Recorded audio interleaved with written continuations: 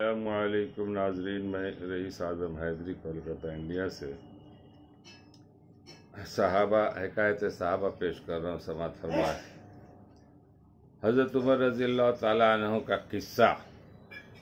حضرت عمر رضی اللہ تعالیٰ عنہ، جن کے پاک نام پر آج مسلمانوں کو فخر اور جن کے جوش ایمانی سے آج 1300 برس بعد تک کافروں کے دل میں خوف ہے۔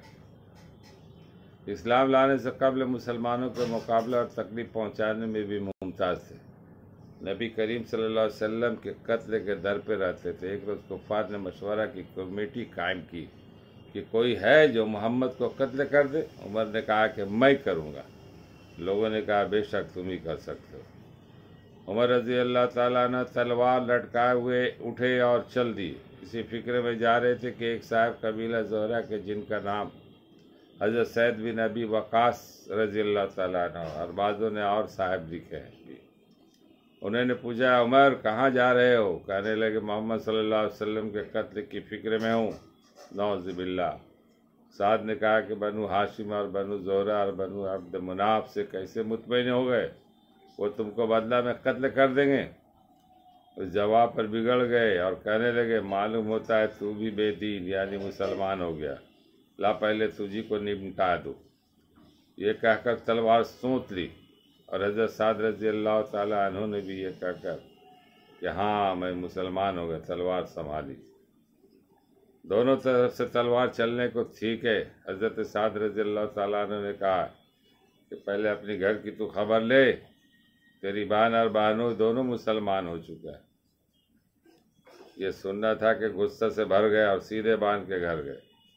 وہ حضرت خباب رضی اللہ تعالیٰ نے، جن کا ذکر نمبر 6 پر گزرا، کواڑ بند کیے ہوئے ان دونوں میاں بیوی کو قرآن شریف پڑھا رہے تھے۔ حضرت عمر رضی اللہ تعالیٰ عنہ نے کواڑ کھولے، ان کی آواز سے حضرت خباب تو جلدی سے اندر چھپ گئے اور وہ صحیفہ بھی جلدی میں باہر ہی رہ گیا جس پر آیت قرآن لکھی ہوئی تھی۔ ہمشیرہ نے کواڑ کھولے۔ حضرت عمر رضی اللہ تعالیٰ عنہ کے ہاتھ میں کوئی چیز تھی جس کو بہن کے سر پر مارا اور سر سے خون بہنے لگا۔ پھر کہا کہ اپنی جان کی دشمن تو بھی بددین ہو گئی۔ اس کے بعد گھر میں اور پوچھا کہ کیا کر رہے تھے اور یہ آواز کس کی تھی؟ بہنوئی نے کہا کہ بات چیت کر رہے تھے۔ کہنے لگے کیا تم نے اپنے دین کو چھوڑ کر دوسرا دین اختیار کر لیا؟ بہنوئی نے کہا کہ اگر دوسرا دین حق ہو تب یہ سننا تھا کہ ان کی داڑھی پکڑ کر کھینچی اور بے تحاشا ٹوٹ پڑے اور زمین پر گرا کر خوب مارا۔ بہن نے چھوڑانے کی کوشش کی تو ان کے منہ پر ایک تماچا ایسا زور سے مارا کہ خون نکل آیا۔ وہ بھی آخر عمر رضی اللہ تعالیٰ عنہ کی بہن تھیں۔ کہنے لگیں کہ عمر رضی اللہ، ہم کو اس وجہ سے مارا جاتا ہے کہ ہم مسلمان ہو گئے؟ بے شک ہم مسلمان ہو گئے، جو تجھ سے ہو سکے تو کر لے۔ اس کے بعد حضرت عمر رضی اللہ تعالیٰ عنہ کی نگاہ اس صحیفہ پر پڑی جو جلدی میں باہر رہ گیا تھا، اور غصہ کا جوش اس مار پیٹ سے کم ہو گیا تھا، اور بہن کے اس طرح خون میں بھر جانے سے شرم سے بھی آ رہی تھی۔ کہنے لگے کہ اچھا مجھے دکھلاؤ یہ کیا ہے؟ بہن نے کہا تو ناپاک ہے اور اس کو ناپاک ہاتھ نہیں لگا سکتے۔ ہر چند اصرار کیا مگر وہ بے وضو اور غسل کیے دینے کو تیار نہ ہوئی۔ حضرت عمر رضی اللہ تعالیٰ عنہ نے عرض کیا اس کو لے کر پڑھا۔ اس میں سورہ طٰہٰ لکھی ہوئی تھی، اس کو پڑھنا شروع کیا، اور اننی اللہ لا الہ الا انا فاعبدونی واقم الصلاۃ لذکر تک پڑھا تھا کہ حالت ہی بدل گئی۔ کہنے لگے کہ اچھا مجھے بھی محمد صلی اللہ علیہ وسلم کی خدمت میں لے چلو۔ یہ الفاظ سن کر حضرت خباب رضی اللہ تعالیٰ اندر سے نکلے اور کہا کہ عمر رضی اللہ تعالیٰ عنہ تمہیں خوشخبری دیتا ہوں کہ کل شب شنبہ ہے۔ میں حضور اقدس صلی اللہ علیہ وسلم نے دعا مانگی تھی کہ یا اللہ، عمر رضی اللہ تعالیٰ عنہ اور ابو جہل میں جو تجھے زیادہ پسند، اس سے اسلام کو قوت عطا فرما۔ یہ دونوں قوت میں مشہور تھے۔ معلوم ہوتا تھا کہ حضور کی دعا تمہارے حق میں قبول ہو گئی۔ اس کے بعد حضور صلی اللہ علیہ وسلم کی خدمت میں حاضر ہوئے اور جمعہ کی صبح کو مسلمان ہوئے۔ ان کا مسلمان ہونا تھا کہ کفار کا حوصلے پست ہونا شروع ہو گئے۔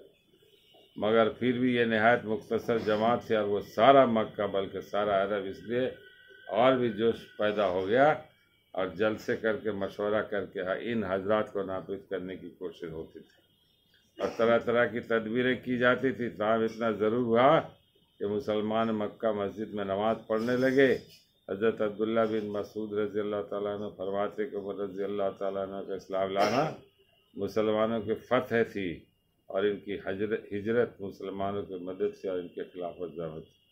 اللہ تعالیٰ ہم لوگوں کو پڑھنے اور سننے کی توفیق عطا فرمائے۔ یہ ایمانی جذبہ تھا حضور حضرت عمر فاروق رضی اللہ تعالیٰ عنہ کو۔ دور جہالت میں بھی جب وہ کافر تھے تو بھی ان کا دبدبا تھا، مسلمان جب ہوئے تو بھی دبدبا، اور آج 1300 سال گزرنے کے بعد بھی یہ دبدبا مسلمانوں کے آج بھی برقرار ہے۔ ان کے واقعات سنیے، ایک سے ایک واقعات، اپنے وقت کے خلیفہ، اپنے وقت کا حاکم، وقت کا یہ کہہ لیے بادشاہ، وقت کا وزیر آج کے حساب سے، اور انصاف کا معاملہ یہ کہ اپنے بچوں کو بھی نہیں چھوڑا، انصاف کا معاملہ یہ کسی کے ساتھ ناانصافی نہیں کی، بدن پر لباس پیوند والے۔ ایک شخص نے کہا، لمبا کرتا لمبے شخص تھے، بیت المال سے جب کپڑا ملا اس میں جو لوگ کم قد والے تھے ان کو تو ہو گیا مگر ان کا نہیں ہوا، تو انہوں نے اپنے لڑکے سے ان کے لڑکے نے دے دیا، اور وہ کپڑے لے کر جو ہے نا وہ کرتا کو سلوایا، اور جب وہ پہن کر مسجد نبوی میں گئے اور خطبہ دے رہے تھے تو ایک شخص نے پوچھا کہ عمر پہلے یہ بتاؤ، بیت المال سے تو کپڑے جو ملے اس میں وہ کپڑے میں کرتا نہیں ہوگا، تم نے ڈبل لیا اس کے معنی؟ بولے نہیں، ہمارے لڑکے نے مجھے یہ کپڑا دیا، میں اس کو لے کر کے۔